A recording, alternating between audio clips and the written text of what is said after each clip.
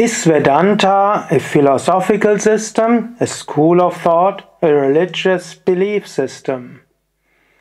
That is one question I was asked, it's the 10th question I was asked for a research project in India.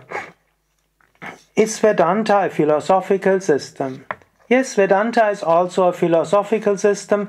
You could even say there are several philosophical systems.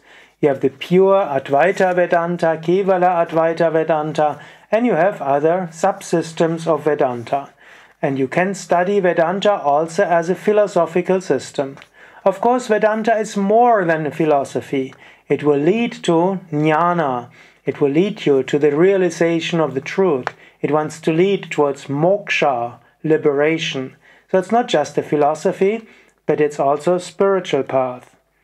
And here next question is it one more school of thought? To a certain degree you could say, yes, it is also a school of thought. Is it a religious belief system? Now that is a question how you define religion. Vedantins would say, no, we are not a belief system. It's a question of knowledge. The Vedantins say you don't have to believe in anything.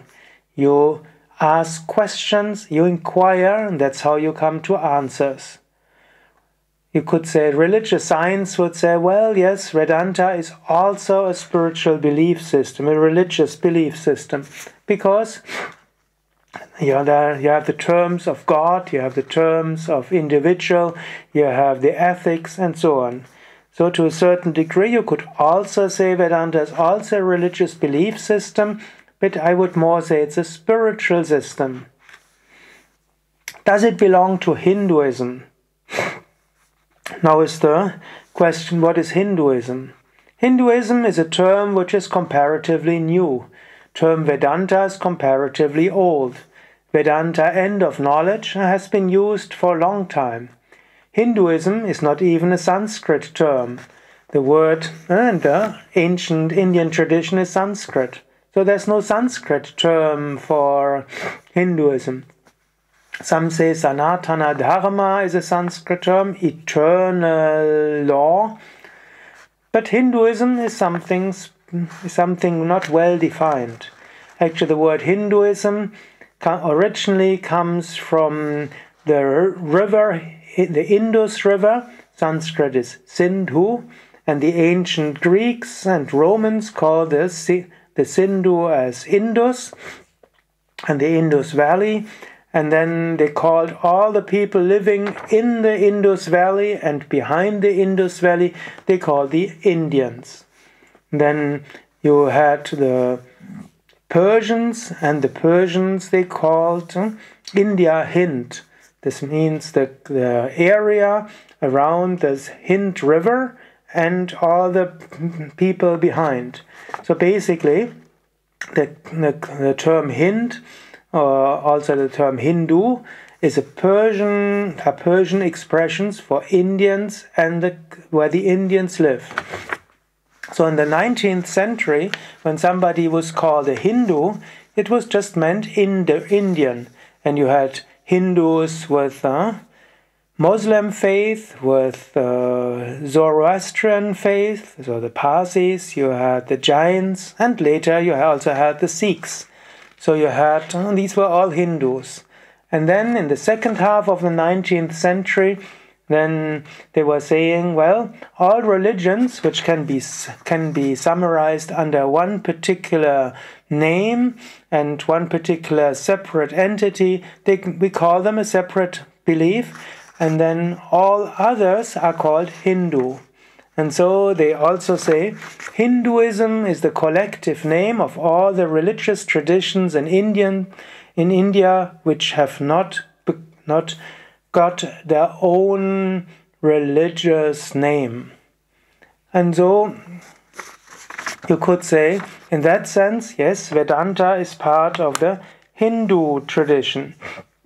Belongs to Hinduism because it originates in India, and it's not a separate religion.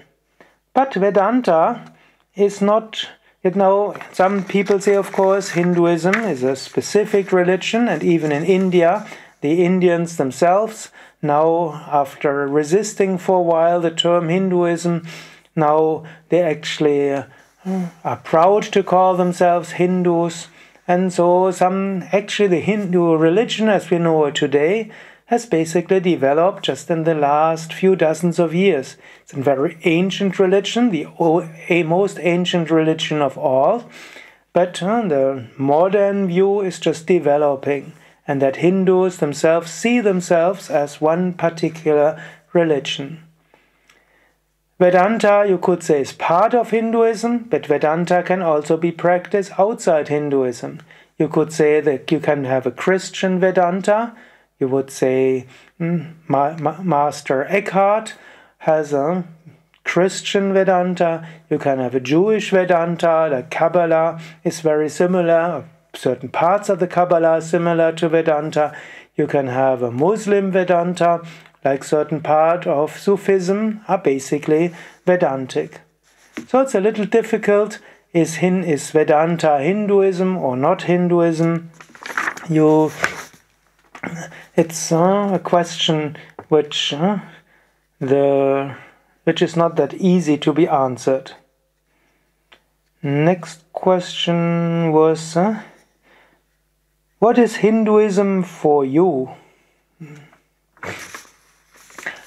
I don't really know what is Hinduism for me. I could say that I practice, and today one would say what I practice is basically a form of Hinduism. But on the other hand side, I don't know whether I consider myself a Hindu. Sometimes yes, sometimes no. Because the term Hindu is not that well defined. And so I can't say, am I a Hindu? Am I not a Hindu? I have high respect for the Hindu tradition. You could say basically I practice the yoga-vidya tradition, which is part of Hinduism. But at the same time, I'm not sure whether I can call myself Hindu. Now then, next question, what is Hinduism for you? Well, I think I talked about that before. Is Vedanta an attitude towards life? Yes, Vedanta is an attitude towards life. It's an attitude that behind everything there's Brahman, the divine. Everything which you see and experience is a manifestation of the divine. The separateness you perceive is an illusion. And life itself is a teacher, and you will learn from it. So, it's an attitude towards life.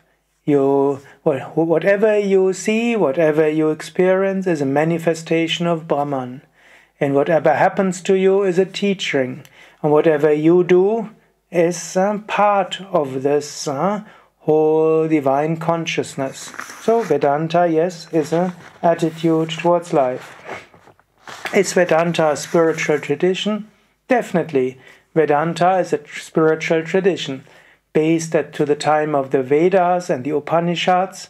It has scriptures like the Bhagavad Gita, Yoga Vasishta, Panchadashi, the works of Shankaracharya, later works up to today, and of course also the Brahma Sutra, also called Vedanta Sutra.